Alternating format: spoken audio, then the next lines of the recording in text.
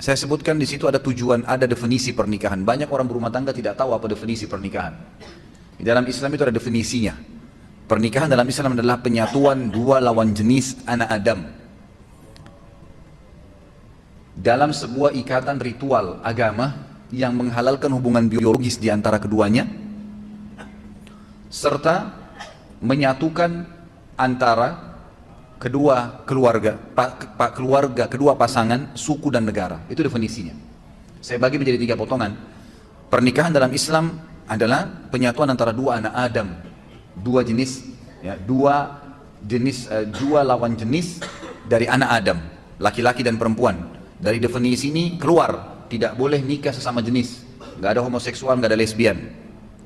Adanya laki-laki dan perempuan, murni laki-laki full, perempuan full, semuanya.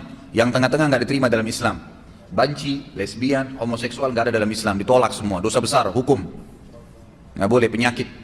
Nabi SAW menyuruh seorang banci yang pernah duduk di sekitar para sahabat, lalu Nabi SAW dengar, lalu Nabi mengusir, mengatakan keluarkan orang ini dari Madinah, dianggap penyakit, nggak boleh ada. Kemudian dari anak Adam, berarti tidak boleh seseorang muslim menikah kecuali kepada manusia, tidak boleh nikah sama jin, nggak boleh melampiaskan biologis dengan hewan, sama manusia. Dalam satu ikatan ritual agama yang menghalalkan hubungan biologis di antara mereka. Jadi ini ibadah. Pernikahan adalah ibadah. Kalau Anda yang hadir sini sudah menikah dan belum niat ibadah waktu itu, hanya karena ajakan teman, hanya karena suruhan orang tua, hanya karena kebetulan suka, itu semua tidak ada dalam Islam. Tidak ada. Pernikahan harus jelas dari awal niatnya karena ibadah, sehingga suka dukanya kita bisa laluin. Yang menghalalkan hubungan biologis di antara keduanya, memang tujuan pernikahan 50%, 70% hubungan biologis. Allah sudah bebankan. Munafik orang mengatakan tidak butuh lihat lawan jenis. Kita butuh lihat, butuh ngobrol, butuh pegang, butuh cium, butuh curhat, butuh berhubungan jima, hubungan biologis.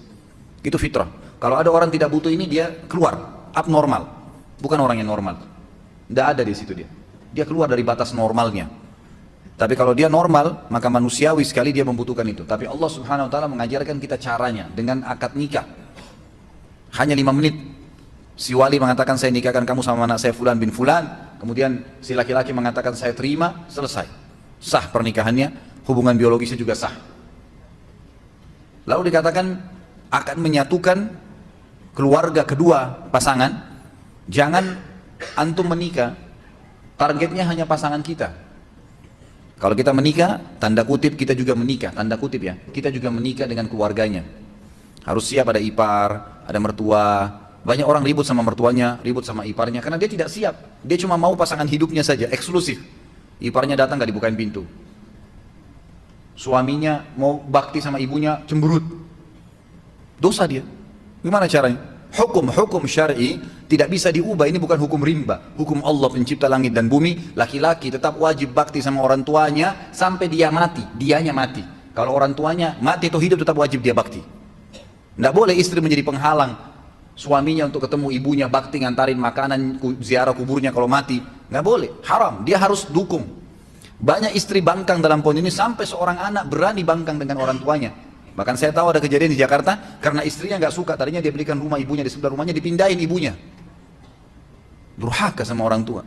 Sampai ulama mengatakan kalau ada seorang anak laki-laki menikah, kemudian dia biarkan ibunya duduk di belakang, istrinya di depan, dia durhaka itu. Itu namanya, durhaka. Kecuali ibunya yang minta. Tidak boleh. Dan ini wanita harus paham nih. Nggak bisa. Kalau wanita seperti ini diceraikan, halal dalam agama Islam. Dia menjadi penyebab si anak putus dengan orang tuanya, halal diceraikan. Nggak boleh. Lain kalau perempuan yang memang menikah suaminya nomor 1.